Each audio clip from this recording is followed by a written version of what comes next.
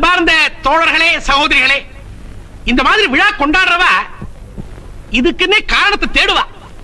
ஆனா நம்ம managing director தன்னுடைய 60வது வயது பிறந்த தினத்தை கொண்டாடுறதுக்கு நமக்கு பர்மிஷன் கொடுத்ததே நாம செஞ்ச பாக்கியம். இப்போ எம்டி ஒரு மாதிரியா என்ன பாக்குறார். அவர் அப்படி பார்த்தாருன்னா பேச்சைத்தோட நிறுத்திக்கோன்னு அர்த்தம். அதனால பேச்சை நான் நிறுத்திக்கிறேன். இப்ப நம்ம எம்டிக்கு ஒவ்வொரு செக்ஷன் சார்பாகவும் மாலையை அணிவிக்கலாம். முதல் மாலையை நானே அணிவிக்கிறேன்.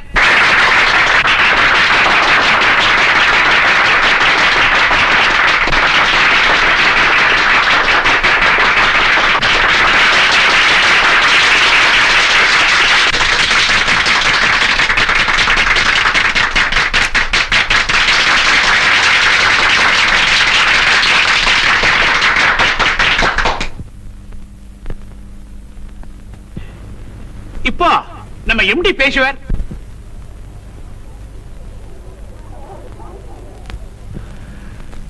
என் ஃபேக்டரியின் அதிகாரிகளே, தொழிலாளர்களே, ரொம்ப சந்தோஷம்.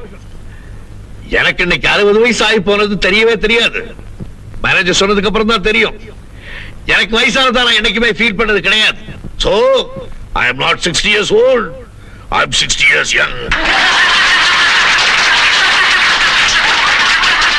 நீங்களா கட்டுப்பாடா நடந்துக்கணும், காலத்தோட வரணும்னு அடிக்கடி சொல்லுவேன். அதனால உங்களுக்கு என் மேல கொஞ்சம் வருத்தம் இருக்கலாம். நான் ஏன் அப்படி சொல்றேன்னா, காலத்தோட வந்தாதான் கடமை ஒழுங்கா செய்ய முடியும். அதனாலதான் என் ஃபேக்டரி விஷயத்துல என் குடும்பத்தார கூட தலையிட வைக்கிறது இல்ல. அதுக்காக என் பஞ்சாதி அடிக்கடி கோச்சுக்குவாங்க. என்னுடைய பேச்ச ஒழுங்கா கேட்டு நல்லா படிச்சதுனாலதான் இன்னைக்கு என் மூத்த மகன் மெட்ராஸ்ல பெரிய கலெக்டரா இருக்கான். அது அவருடைய மனைவி பெரிய புத்தாலி, இங்கிலாந்து படிச்சவன். எனக்கு ஒரு மகன் இருக்கா, எங்க அது ஒளிஞ்சுக்கிட்டு இருக்கா பாருங்க. அடையப்பா பெரிய புத்தாலி, நல்லா படிப்பா, தலையெல்லாம் மூளை. இந்த ஸ்டேட்லயே ஃபர்ஸ்ட் ரேங்க்ல பாஸ் பண்ண போறா. எனக்கு இன்னொரு பையன் இருக்கான், என் பேச்ச கேட்கவே மாட்டான். உங்களுக்கு தான் தெரியுமே, பேர் கண்ணன். ஓகே ஓகே, நீங்க ஏன் காரிச்சேர பார்த்து கை தட்டிங்கன்னு எனக்கு நல்லா புரியுது. அந்த காரிச்சேர் மாதிரியே என் மகனுடைய தரையும் காலி. அதனாலதான் அவனை வைக்க வேண்டிய இடத்துல வச்சிருக்கேன். என்ன சிரிப்பு! பொம்பளை சிரிச்சா போச்சு, புகையில விரிச்சா போச்சுன்னு எவ்வளவு அனுபவிச்சு சொல்லிருக்கான். போட்டோவில் பொண்ணை பார்த்தாவே நமக்கு இப்படி தலை சுத்துது. நேர்ல வந்து சிரிச்சா பல சாம்ராஜ்யங்கள் அழிஞ்சிருக்குன்னா நியாயம் தான். ரொம்ப சிரிக்காதமா, சுளிக்க போகுது. எங்க அப்பாவை பாரு, ஏன்பா இவ்வளவு சாதனை பண்ணிட்டு உம்முன்னு இருக்கீங்க? நீங்களும் சரிங்க. சிரிப்பேன ரேஷன் கடையில வாங்குறீங்க. இதுல வேற பிசினஸ் மேனுக்காலக்கே கலகலம் சிரிக்கிறதா. ஸ்மைல் ப்ளீஸ், சிரிங்கப்பா. அப்படிதான், இன்னும் கொஞ்சம். ஓஹோ, என்னக்கண்ணா, உங்க அப்பாவோட 60th anniversary எங்க கோலாகலமா நடந்துகிட்டு இருக்கு. நீங்க எங்க வீட்டுல நின்னுகிட்டு இருக்க. எனக்கு அப்பவே தெரியும் நீ ஃபங்க்ஷனுக்கு வர மாட்டேன்னு. ஏன் நான் வரல? எங்க அப்பா அதை ஃபீல் பண்ணாரா? யாருக்கிட்ட தெரியும்? நீ பிறக்கிறதுக்கு முன்னாடியே உங்க அப்பா கிட்ட நான் பழகிக்கிட்டு இருக்கேன். ஆனா அவருடைய உள் மனசை என்னால சரியா இன்னும் புரிஞ்சுக்கவே முடியல. நீங்க என்னையே புரிஞ்சுக்கல, எங்க இருந்து எங்க அப்பாவை புரிஞ்சுக்கிறது? அதுக்கெல்லாம் கொஞ்சம் விவரம் வேணாம். ஏண்டா, நான் விவரம் இல்லாத ஆளுங்கிறேனே? பின்ன விவரமான ஆளா இருந்தா பொண்ணுங்களை போட்டோ எடுத்து ஆசை தெரிவிக்கல. ஒரு நல்ல பொண்ணா பார்த்து கல்யாணம் பண்ணிக்க மாட்டீங்க? கண்ணா, பொம்பளைங்கள்லாம் இந்த மாதிரி போட்டோல லைஃப் சைஸ்ல நிக்க வச்சு அழகு பார்க்கத்தான் லாயக். தப்பி தவறி ஒரு பொண்ணுக்கு தாலி கட்டி அவ பேச ஆரம்பிச்சுட்டா அப்புறம் நம்ம லைஃபே ஸ்பாயில் ஆயிடும். அது இருக்கட்டும், இன்னைக்கு நீ ஃபங்க்ஷனுக்கு வராம போயிட்டியே, உங்க அப்பா எவ்வளவு சந்தோஷமா கலகலப்பா சிரிச்சுக்கிட்டு இருந்தார் தெரியுமா? சிரிச்சுக்கிட்டே தானே இருக்கணும். ஏகப்பட்ட கூட்டம் வந்திருக்கான், மாலைகளா குமிஞ்சிருக்கான். எத்தனை மாலை, எவ்வளவு கூட்டம்! உங்களுக்கு திருஷ்டியே விழுந்திருக்கும். ஐயோ, அவங்க போட்டது போதாதா, நீ வேற போடணுமா? நல்ல நாள் எதுவுமா என் டயத்தை வேஸ்ட் பண்றியே. எங்கே கோட்டா? ஃப்ரெண்ட்ஸ்களோட அதிகமா குடிக்கிறீங்கன்னு என் கையால ஊத்தி கொடுத்து குறைக்கலான்னு பார்த்தா இன்னும் அந்த ஆசை உங்களுக்கு குறையவே இல்லை. பசியால் உடல் மேலிந்தேன், கொஞ்சம் ருசியாய் மது அடிப்பாய்.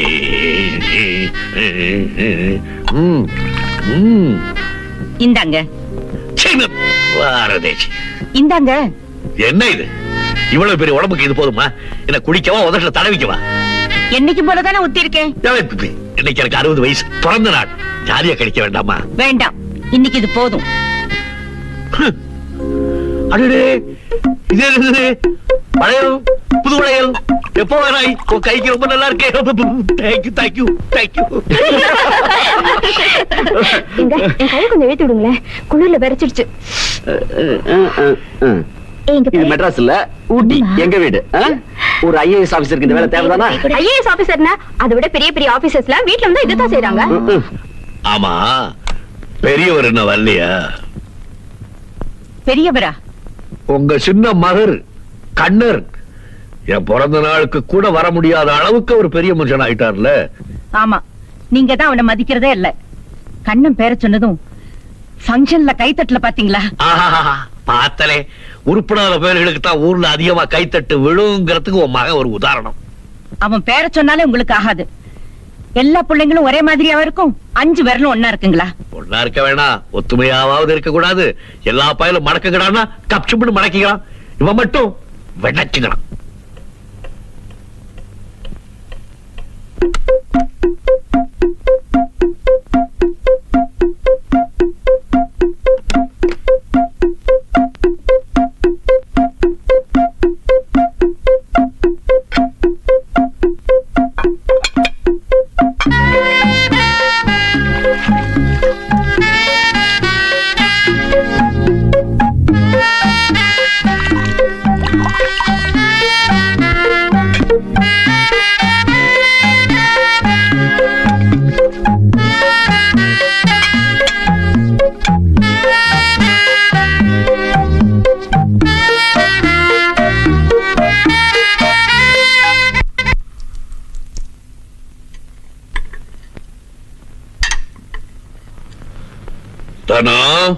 என்னங்க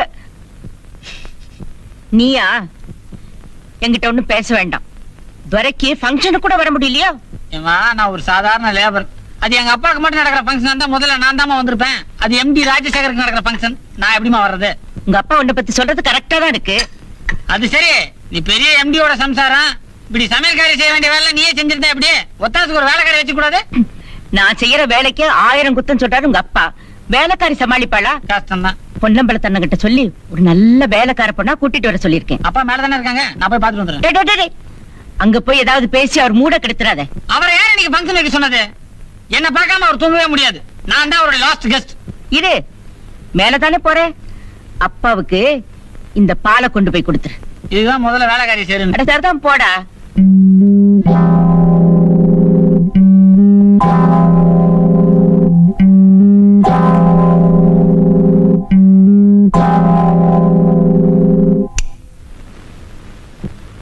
லைட் ஆஃப் பண்ணு. நான் உங்க கடைசி பையன் வந்திருக்கேன். நீதான் கடைசிங்கிறத நாளடா முடிவு பண்ணணும். இல்ல, உங்களுக்கு 60 வயசு ஆயிருச்சு. என்னது? இல்ல, 60வது விழா மாமா நடந்துதான். நான் வரணும்னு எவ்வளவோ முயற்சி பண்ணேன், வர முடியல. சந்தோஷம். அப்பா, உங்களுக்கு ஒரு பிரசன்டேஷன் கொண்டு வந்திருக்கேன். நான் தூங்கிட்டேன். அம்மா உங்களுக்கு பால் கொடுத்து அமைச்சிருக்காங்க. கொண்டா. நீங்க தான் தூங்கிட்டீங்களே, எதுக்கு சிரமம்?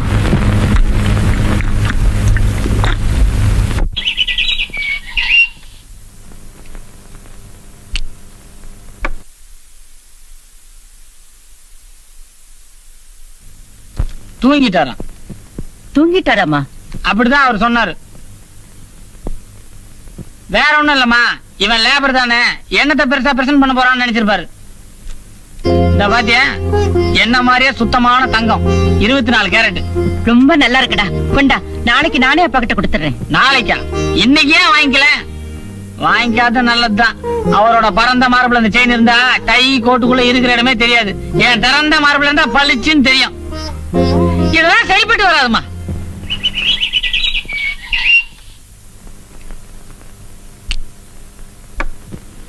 தாத்தா, ஆபீஸ் போறீங்களா?